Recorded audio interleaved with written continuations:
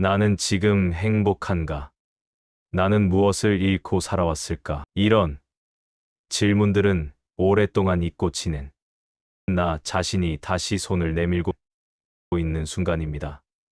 어쩌면 평생 해보지 못했던 가장 중요한 질문을 이제서야 마음이 조용히 건네고 있는 것인지도 모릅니다. 아무에게도 말 못했던 상처, 설명할 수 없던 외로움, 잊힌 줄 알았던 그리움, 그리고 나조차 이해하지 못했던 감정들이 모두 그 자리에서 조용히 우리를 기다리고 있었습니다. 인생 후반부에 찾아오는 이 고요한 순간은 마음이 흩어진 조각들을 다시 모으는 시간이며 나라는 사람을 다시 이해하는 기회입니다. 니체는 인간에게 가장 긴 여행은 먼 곳으로 떠나는 여정이 아니라 자기 마음으로 되돌아오는 길이라고 했습니다. 지금 우리는 그 여행의 초입에 서 있습니다.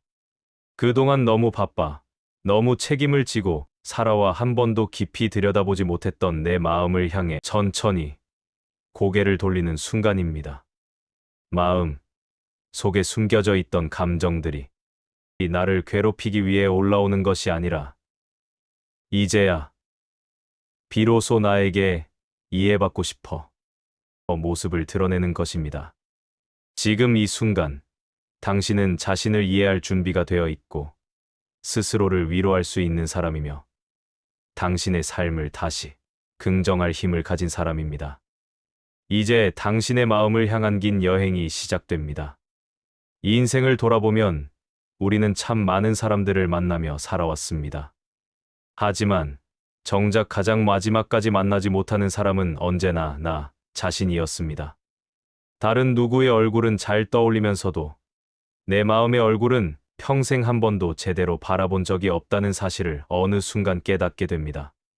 사실 자신을 마주한다는 것은 결코 가벼운 일이 아닙니다. 마음 깊은 곳에는 말하지 못한 상처가 있고 숨기고 싶은 약함이 있고 인정하기 싫은 진심이 숨어 있습니다. 우리는 지금껏 숨어 그 마음을 피하며 살아왔습니다. 하지만 인생의 속도가 조금 느려지고 주변의 소음이 잦아드는 시기가 오면 마음은 더 이상 숨지 않습니다. 어느 고요한 저녁, 아무도 없는 방 안에서 나를 조금 바라봐 달라고 조용히 속삭이는 것을 느끼게 됩니다. 그 순간이 바로 나를 만나는 순간입니다. 마음이 나를 향해 손을 내밀기 시작하는 것입니다. 그 손을 잡는 일은 두려울 수 있지만 그 두려움 속에는 이상한 따뜻함이 함께 있습니다. 살아오느라 너무 바빠 외면했던 자신과 조용히 다시 연결되는 감각, 그것이 인생 후반부가 주는 가장 특별한 경험입니다. 나 자신을 바라보는 순간, 마음 한편에서 오래 묵은 감정들이 천천히 떠오르기 시작합니다. 설명하기 어려웠던 억울함, 누구에게도 말하지 못한 슬픔, 누군가를 향해 품었던 서운함, 그리고 스스로에게조차 잊힌 줄 알았던 작은 기쁨까지 마음 깊은 곳에 쌓여 있던 흔적들이 하나씩 모습을 드러냅니다. 그 감정들은 나를 괴롭히기 위해 올라오는 것이 아니라 이제야 비로소 제대로 이해받고 싶어서 찾아오는 것들입니다. 니체는 자신과의 만남을 가장 고요하지만 가장 용기 있는 순간이라고 했습니다. 왜냐하면 이 순간에는 어떤 가면도 어떤 역할도 필요 없기 때문입니다. 가족을 위해, 누구를 위해서가 아니라 오직 나 자신으로만 서 있어야 합니다. 이 경험은 돌이켜보면 하나의 전환점이 됩니다. 나를 만난다는 것은 나를 비판하거나 책망하는 일이 아닙니다. 오히려 그동안 누구보다 열심히 살아온 나에게 조용히 말하는 일입니다. 정말 고생 많았다. 이제는 너를 조금 더 아껴줘도 된다. 이런 따뜻한 문장이 마음 깊숙한 곳에서 울려 퍼지는 순간, 우리는 비로소 자신과의 화해를 시작합니다. 그동안 놓쳐왔던 나, 너무 오래 미뤄두었던 나, 이해받지 못해 외로웠던 나를 다시 끌어안는 순간, 마음은 천천히 풀리기 시작합니다. 긴장으로 뭉친 마음의 매듭이 풀리고 엉켜있던 감정들이 제자리를 찾아가며 나라는 존재가 다시 온전한 형태를 되찾습니다. 이것이 바로 인생 후반부가 주는 깊은 선물입니다. 나를 만나는 일. 이것은 삶의 후반부에만 비로소 가능한 가장 성숙한 용기이며 동시에 다시 살아갈 새로운 힘이 시작되는 순간입니다. 당신은 이미 오래 기다려온 진짜 나를 맞이할 준비가 되어 있습니다. 그동안 우리는 수많은 소음 속을 살아왔습니다. 누군가의 기대, 책임감, 관계 속의 역할, 그리고 스스로에게 쏟아부은 압박까지도 마음을 끊임없이 흔들어 놓았습니다. 그 소리들은 너무 커서 내 마음의 작은 신호들이 거의 들리지 않았습니다. 하지만 삶의 한가운데에 갑자기 찾아오는 고요 속에서 마음은 아주 오래전부터 하고 싶었던 이야기를 조용히 시작합니다. 그 이야기를 듣고 있으면 처음에는 어색하지만 곧 그것이 그동안 내가 외면했던 감정이었다는 것을 깨닫게 됩니다. 억울함도, 슬픔도, 외로움도, 후회도 모두 고요 속에서 본래의 모습을 드러냅니다. 그동안 이 감정들은 차마 다가오지 못했습니다. 내가 너무 바빠서, 너무 지쳐서, 혹은 너무 두려워서 감정을 제대로 바라볼 여유가 없었기 때문에 감정들은 마음 구석에서 조용히 숨어 있어야 했습니다. 그런데 고요는 이 감정들에게 말 그대로 나올 수 있는 자리를 만들어 줍니다. 고요는 감정에게 숨지 않아도 된다고 말해주는 시간입니다. 감정들은 고요를 만나야 비로소 풀어집니다. 우리가 감정을 억누르거나 밀어내려 하면 감정은 돌처럼 굳어 마음 깊은 곳을 무겁게 만들지만 고요 속에서는 그 감정들이 따뜻한 햇살에 녹듯 부드럽게 흘러갑니다. 그리고 그 흐름 속에서 우리는 감정의 본질을 이해하게 됩니다. 니체는 고요한 영혼만이 자신의 고통의 의미를 이해할 수 있다고 했습니다. 고요 속에서 고통은 더 이상 우리를 위협하지 않습니다. 오히려 고통은 그동안 제대로 듣지 못했던 마음의 메시지를 다시 들려주며 우리가 더 단단해질 수 있는 길을 보여줍니다. 젊을 때의 단단함이 버티는 힘에서 나온다면 인생 후반부의 단단함은 고요에서 나오기 마련입니다. 고요를 경험한 사람은 작은 일에도 쉽게 흔들리지 않습니다. 마음은 삶의 풍경을 조용히 바라볼 여유를 가지게 되고 어떤 상황에서도 중심을 잃지 않는 깊이를 갖게 됩니다. 고요가 만들어내는 평온은 외부에서 오는 것이 아니라 마음의 가장 깊은 곳에서 천천히 올라옵니다. 그 고요 속에서 우리는 깨닫습니다. 지금까지 살아오면서 얼마나 많은 것을 견뎌냈는지, 얼마나 많은 사랑을 쏟아왔는지, 그 모든 시간을 이끌어온 힘이 바로 내 안에 있었다는 사실을. 고요는 우리를 약하게 만드는 시간이 아니라 우리가 얼마나 강한 존재인지 다시 확인하게 해주는 시간입니다. 고요는 치유이며 회복이며 새로운 시작을 의미합니다. 이제 고요는 당신을 기다리고 있습니다. 그리고 마음은 그 고요 속에서 다시 살아갈 힘을 얻게 됩니다. 인생 후반부의 평온은 멀리 있지 않습니다. 그것은 이미 당신의 마음 안에서 조용히 자라고 있었습니다. 우리가 살아가며 가장 자주 마주치는 것이 감정입니다. 기쁨이나 설렘 같은 가벼운 감정도 있지만 때로는 쉽게 털어낼 수 없는 복잡한 감정들이 마음을 무겁게 하기도 합니다.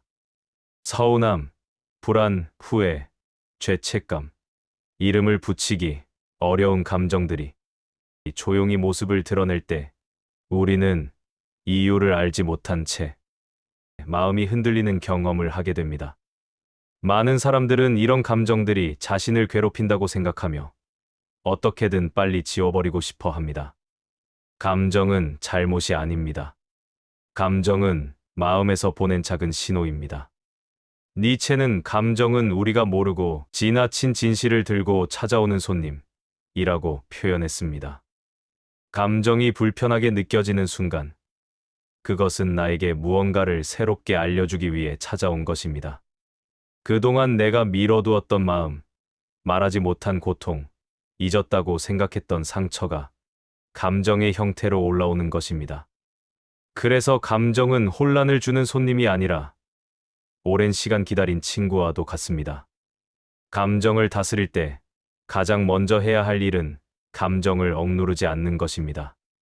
많은 사람들은 감정이 올라오면 괜찮아져야 해. 이 감정 느끼면 안 돼. 라고 스스로를 다그칩니다. 그러나 감정을 억누르는 것은 돌을 무거운 천으로 덮어두는 것과 같습니다. 보이지는 않지만 무게는 그대로 남아있고 어느 순간 더 큰 충격이 되어 되돌아옵니다. 감정은 억누르면 가라앉는 것이 아니라 보이지 않는 곳에서 더 크게 자랍니다. 반대로 감정에게 자리를 허락하면 감정은 자연스럽게 흘러갑니다. 불안이 올라오면 그래. 지금 나는 불안하구나라고, 서운함이 찾아오면 내가 참 오래 참아왔구나라고, 후회가 스며오면 그때의 나는 그 선택이 최선이라고 믿었구나라고 인정하는 것입니다. 감정에게 이름을 붙이고 그 존재를 허락하는 순간 감정의 절반은 이미 다스려집니다.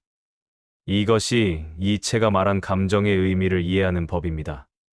감정을 허락하는 일은 감정에 굴복하는 일이 아닙니다. 오히려 감정을 이해함으로써 감정의 주인이 되는 과정입니다. 감정은 나를 약하게 만들기 위해 찾아오지 않습니다. 감정은 내가 스스로를 제대로 바라보지 못했을 때 대신 신호를 보내주는 심리적 메시지입니다. 불안은 내가 내 마음을 충분히 믿지 못하고 있다는 신호이고, 서운함은 그만큼 오래 참고 있었다는 이야기이며, 죄책감은 내 마음이 아직 완전히 나를 용서하지 못했다는 뜻이고, 후회는 그때의 내가 더 나은 삶을 살고 싶었던 흔적입니다. 감정의 메시지를 이해하면 감정은 더 이상 흔들림이 아닌 배움이 됩니다. 감정을 다스리는 두 번째 단계는 감정이 지나갈 수 있도록 길을 열어주는 것입니다. 감정은 흐르는 물과 같습니다. 막으면 고이고 흐르게 하면 맑아집니다. 감정을 억누르면 마음 안에서 썩어가지만 감정을 흐르게 하면 감정은 저절로 사라지는 법을 압니다. 그리고 흐름 속에서 우리는 감정의 원인을 이해하게 되고 그 이해가 마음을 더욱 단단하게 만듭니다. 감정을 다스리는 마지막 단계는 감정을 위치시킬 자리를 바르게 정하는 것입니다. 감정이 내 삶의 중심을 차지하게 두면 감정이 나를 끌고 다니지만 감정을 삶의 한 부분으로 받아들이면 감정은 더 이상 나를 흔들지 못합니다. 니체는 감정은 우리의 주인이 아니라 손님이다라고 말했습니다. 손님을 맞이하되 내 삶의 주도권은 나에게 두는 것입니다. 감정을 이해하는 사람은 더 이상 감정에 휘둘리지 않습니다. 감정을 억누르지도 않고 감정에 휩쓸리지도 않고 감정에게서 도망치지도 않습니다. 대신 감정을 삶의 일부로 받아들이며 감정이 전하려는 메시지를 통해 더 깊고 성숙한 내면으로 나아갑니다. 이 과정에서 우리는 깨닫게 됩니다.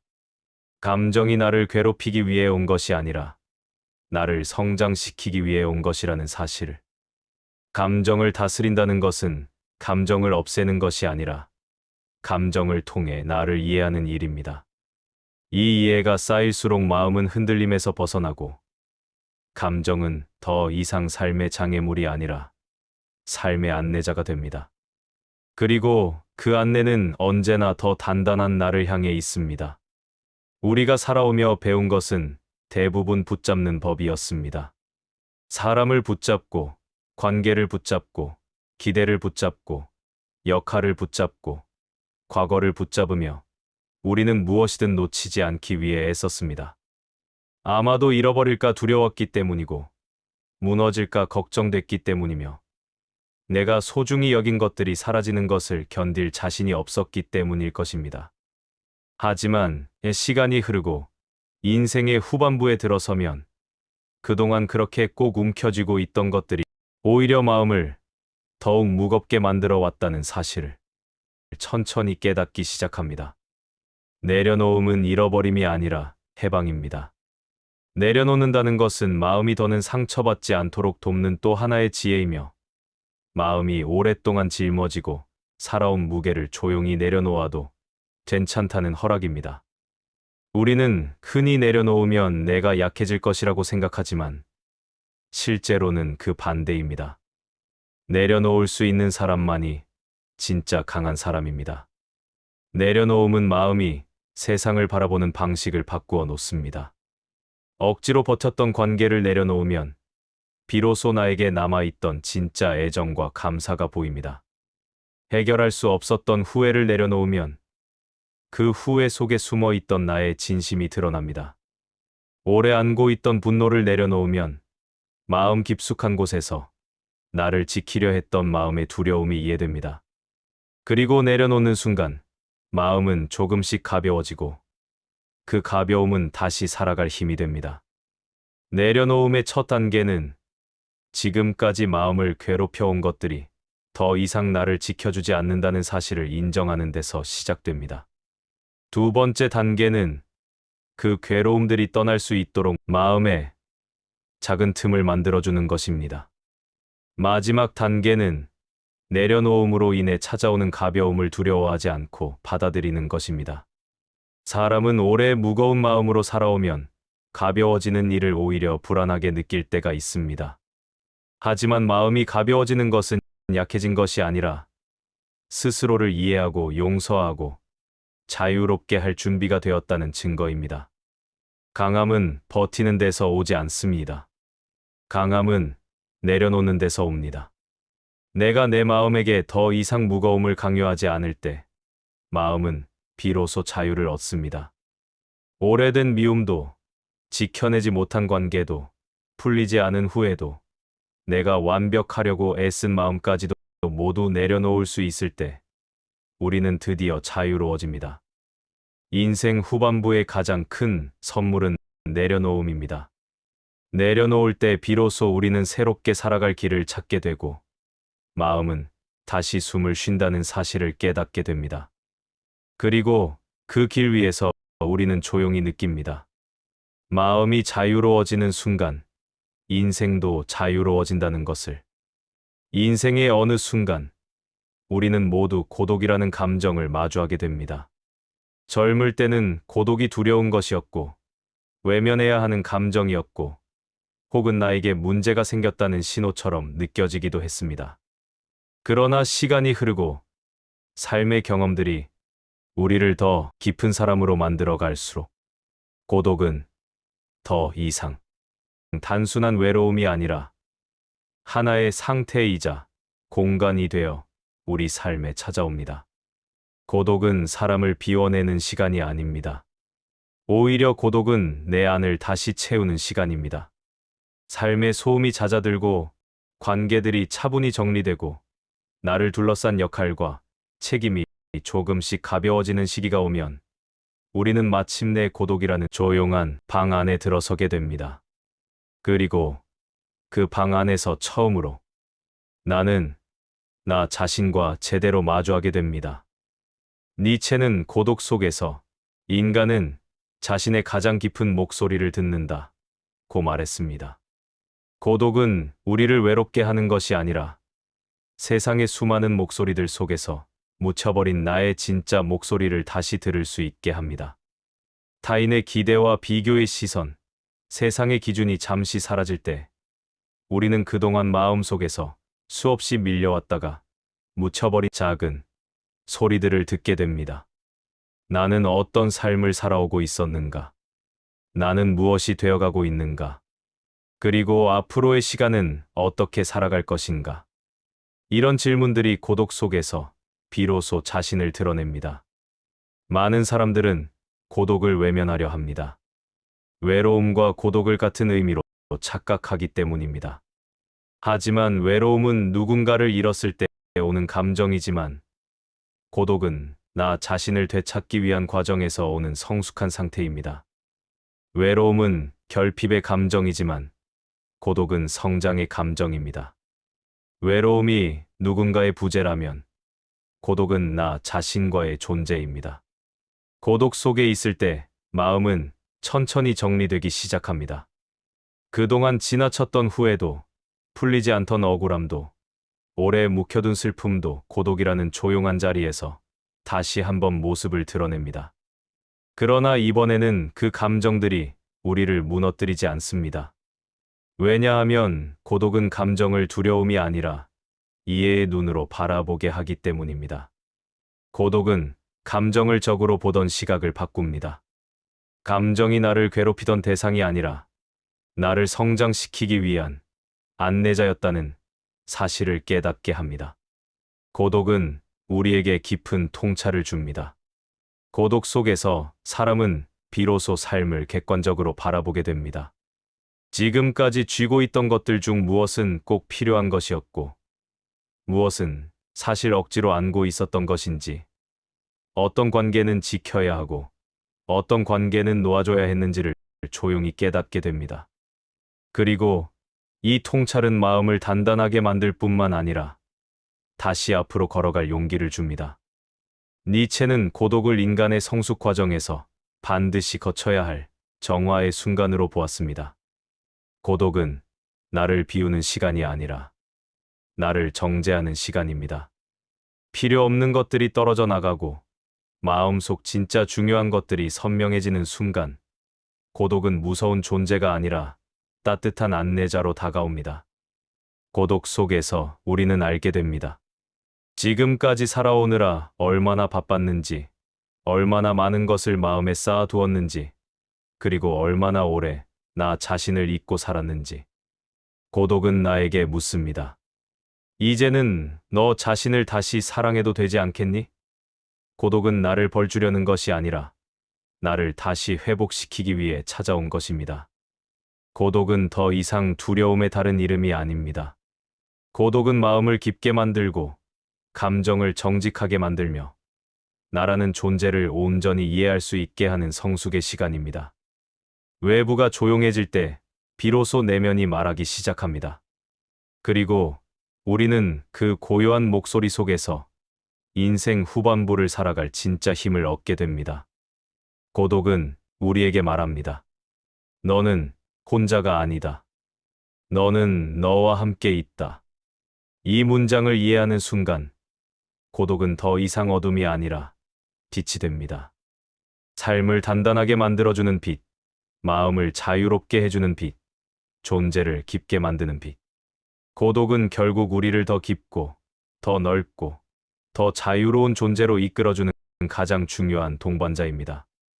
우리는 인생을 살아오며 참 많은 시간을 타인의 마음을 이해하기 위해 사용했습니다. 누군가의 기분을 살피고, 감정에 상처받지 않도록 조심하고, 관계가 부서지지 않도록 애쓰며 하루하루를 견뎌냈습니다. 그러는 동안 정작 내 마음은 얼마나 다치고 있었는지, 얼마나 오랫동안 기다리고 있었는지 우리는 제대로 알아차리지 못했습니다. 하지만 이렇게 마음의 여정들을 천천히 따라오다 보면 깨닫게 됩니다. 결국 인생의 후반부는 나에게로 돌아가는 시간이라는 것을. 젊은 날에는 바빠서, 책임이 많아서, 두려워서 마주하지 못했던 감정들이 이제야 조용히 손을 내밀어 옵니다. 고요 속에서 우리는 나를 만났고, 감정을 이해했고, 내려놓음을 배웠으며, 고독의 참된 의미까지 발견했습니다.